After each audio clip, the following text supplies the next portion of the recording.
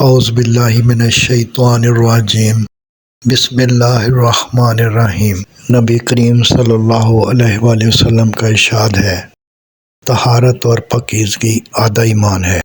یعنی آدھا ایمان تو یہ ہے کہ آدمی روح کو پاک صاف رکھے، اور آدھا ایمان یہ ہے کہ آدمی جسم کی صفائی اور پاکیزگی کا خیال رکھے۔ روح کی طہارت و نظافت یہ ہے کہ اس کو کفر و شرک اور معصیت و ضلالت کی نجاستوں سے پاک کر کے صالح عقائد اور پاکیزہ اخلاق سے آراستہ کیا جائے، اور جسم کی طہارت و نظافت یہ ہے کہ اس کو ظاہری ناپاکیوں سے پاک و صاف رکھ کر نظافت اور سلیقے کے آداب سے آراستہ کیا جائے۔ نمبر 1، سو کر اٹھنے کے بعد ہاتھ دھوئے بغیر پانی کے برتن میں ہاتھ نہ ڈالیے، کیا معلوم سوتے میں آپ کا ہاتھ کہاں کہاں پڑا ہو۔ نمبر 2، غسل خانے کی زمین پر پیشاب کرنے سے پرہیز کیجیے، بالخصوص جب غسل خانے کی زمین کچی ہو۔ نمبر 3، ضروریات سے فراغت کے لیے نہ قبلہ رو بیٹھیے اور نہ قبلے کی طرف پیٹ کیجیے۔ فراغت کے بعد نیلے اور پانی سے استنجا کیجیے یا صرف پانی سے طہارت حاصل کیجیے۔ لیدر، ہڈی اور کوئلے وغیرہ سے استنجا نہ کیجیے، اور استنجا کے بعد صابن یا مٹی سے خوب اچھی طرح ہاتھ دھو لیجیے۔ نمبر 4، جب پیشاب پخانے کی ضرورت ہو تو کھانا کھانے نہ بیٹھیے، فراغت کے بعد کھانا کھائیے۔ نمبر 5، کھانا وغیرہ کھانے کے لیے دایاں ہاتھ استعمال کیجیے، وضو میں بھی دائیں ہاتھ سے کام لیجیے، اور استنجا کرنے اور ناک وغیرہ صاف کرنے کے لیے بایاں ہاتھ استعمال کیجیے۔ نمبر 6، نرم جگہ پر پیشاب کیجیے تاکہ چھینٹیں نہ اڑیں، اور ہمیشہ بیٹھ کر پیشاب کیجیے۔ ہاں، اگر زمین بیٹھنے کے لائق نہ ہو یا کوئی اور واقعی مجبوری ہو تو کھڑے ہو کر پیشاب کر سکتے ہیں، لیکن عام حالات میں یہ بڑی گندی عادت ہے جس سے سختی سے پرہیز کرنا چاہیے۔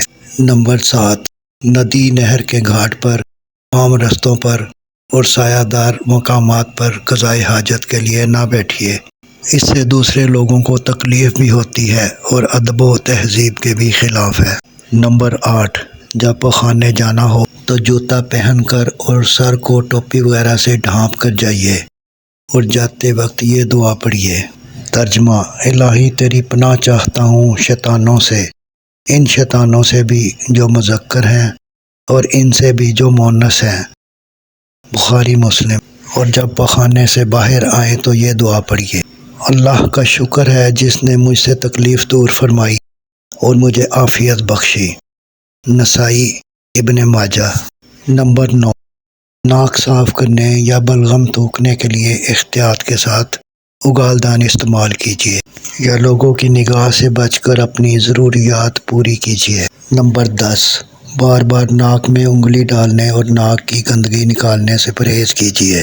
اگر ناک صاف کرنے کی ضرورت ہو تو لوگوں کی نگاہ سے بچ کر اچھی طرح اطمینان سے صفائی کر لیجیے۔ نمبر 11، رومال میں بلغم تھوک کر ملنے سے سختی کے ساتھ پرہیز کیجیے، یہ بڑی گھناؤنی عادت ہے۔ نمبر 12، وضو کافی اہتمام کے ساتھ کیجیے، اور اگر ہر وقت ممکن نہ ہو تو اکثر باوضو رہنے کی کوشش کیجیے۔ جہاں پانی میسر نہ ہو تیمم کر لیجیے، بسم اللہ الرحمن الرحیم کہہ کر وضو شروع کیجیے، اور وضو کے دوران یہ دعا پڑھیے۔ ترجمہ: میں گواہی دیتا ہوں کہ اللہ کے سوا کوئی معبود نہیں، وہ یکتا ہے اور اس کا کوئی شریک نہیں، اور میں گواہی دیتا ہوں کہ محمد صلی اللہ علیہ وآلہ وسلم اللہ کے بندے اور اس کے رسول ہیں۔ الہی مجھے ان لوگوں میں شامل فرما جو بہت زیادہ توبہ کرنے والے اور بہت زیادہ پاک و صاف رہنے والے ہیں۔ اور وضو سے فارغ ہو کر یہ دعا پڑھیے۔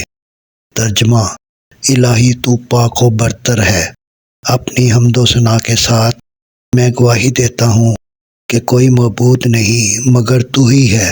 میں تجھ سے مغفرت کا طالب ہوں اور تیری طرف رجوع کرتا ہوں۔ نبی کریم صلی اللہ علیہ وآلہ وسلم کا ارشاد ہے، قیامت کے روز میری امت کی نشانی یہ ہوگی کہ ان کی پیشانیاں اور وضو کے اعضاء نور سے جگمگا رہے ہوں گے۔ پس جو شخص اپنے نور کو بڑھانا چاہے بڑھا لے۔ بخاری و مسلم۔